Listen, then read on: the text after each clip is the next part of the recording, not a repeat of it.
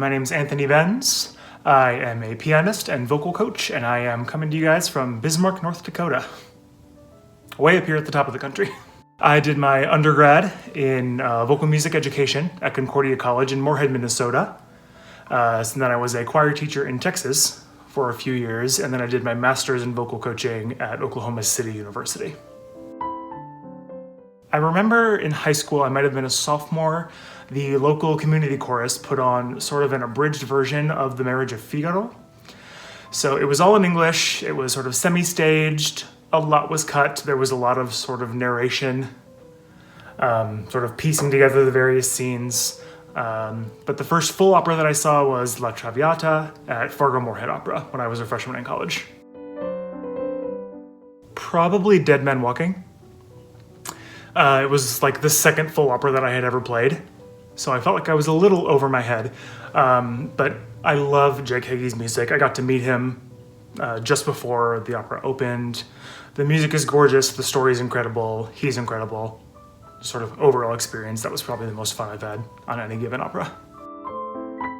I would love to do anything by Richard Strauss. I love his music. His music is, especially his opera, like they're impossible to play. But I love like Rosenkavalier, and Elektra was weirdly enough my like first love in opera, of all things. But I think his music is just absolutely incredible. No, actually, I started off as a choir nerd. So like I said, I was a vocal music ed major when I was an undergrad. Concordia has a big choir program. It's known for its choir program. And I was all about, singing in a choir, in a choral ensemble that would blend and you wouldn't hear any voices stick out.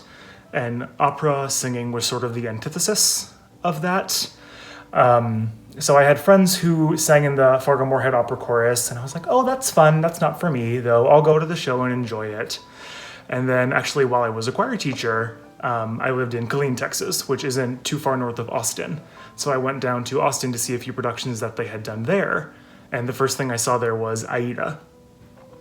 And it's sort of impossible not to love the grandeur of Aida.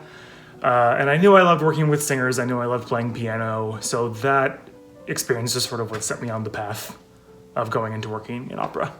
And here I am.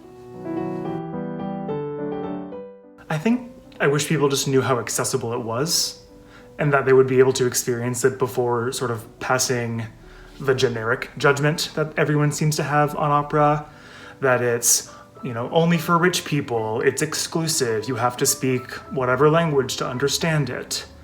My mom came to see a production of Le Nozze di Figaro that I played in grad school. It was the first time she had ever seen an opera.